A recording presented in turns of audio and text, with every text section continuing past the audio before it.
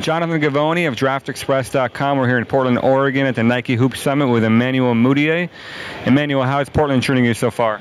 Well, first off, I got to thank Jesus Christ for just giving me the opportunity to be out here. But Portland, it's interesting. Everybody's telling me it rains a lot, but, you kind of saw that a little bit. But it's definitely a good experience to be out here and playing against the best players in the world, not just the country. So it's pretty fun. You've played at a lot of different levels, a lot of different settings. What are your impressions of some of these international guys, the European players? Well, how are they different than the American players? As you saw today, one of my teammates, Nikola, he got that dirt game in him. So, he was fading away, shooting threes, and he's like 6'11", 6'10". So it's hard to cover somebody like that. And I know he definitely made an impression today, and I'm happy for him. What were your thoughts when you got invited to the world team? Do you consider yourself an international player? You grew up in the States. I know you were born overseas. What do you consider yourself? It was really kind of my option, but I definitely decided I wanted to play with the world, just represent my country one time, and as I keep playing, we're gonna see if I decide to play with USA or stay with the world team. But this weekend's all about the world team for me. I'm gonna give my all for that team. So I'm definitely looking forward to playing USA and beating USA. It feels like the U.S. team is really going to go at you. You're probably going to be the main ball handler and probably the the most well-known guy along with Carl and Trey. How much of a key is your ability to be a steady point guard going to be in whether you guys win this game or not?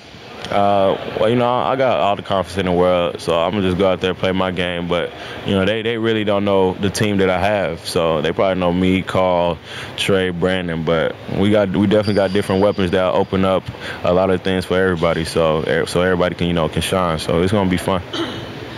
I saw you today have opportunities to score, open, but you decided to make the extra pass, even in transition. Is that just who you are as a player?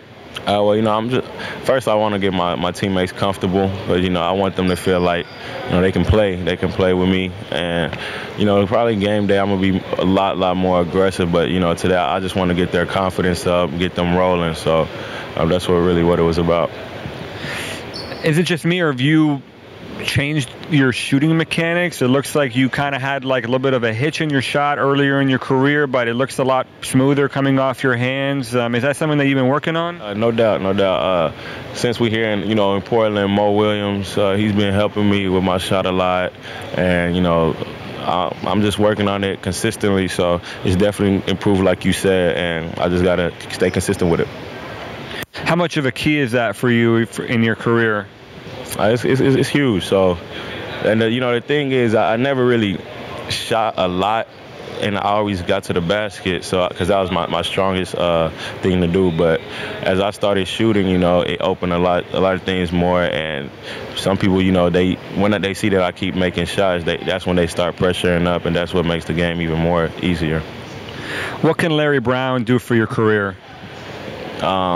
He's gonna be probably the biggest part of my career. No matter where I go, he's still gonna be the one that I get advice from, regardless where I am. So that's like he's family to me now, man. He's family to my family. So it's definitely a great thing that I built a relationship with him. If they weren't the local school for you, would you still be going to SMU? If he was there. Yeah. If he was there, I'll go. But God sent him to SMU in Dallas, Texas, where I'm from. So it made a lot of things easier. As soon as I found out he was there, it didn't take me long to realize that was the spot for me. And I prayed about it. Emmanuel, what can you tell me about your experience in Chicago? How was McDonald's for you? Like I said, it was a blessing, to get selected to be a McDonald's All-American. But the road doesn't stop there, because I've seen a lot of McDonald's All-American that really wasn't successful with what they wanted to do, and they just stopped working. So it's just another stepping stone that I have. But it's over with now. It happened, so now I can't be comfortable. Just got to keep working. how competitive was that setting? What was it like going up against the best players in your class and all those practices and scrimmages in the game itself? It was definitely competitive defensively and offensively, so it brought out the best in a lot of people, and you saw who can play. Where do you see yourself 5 years from now?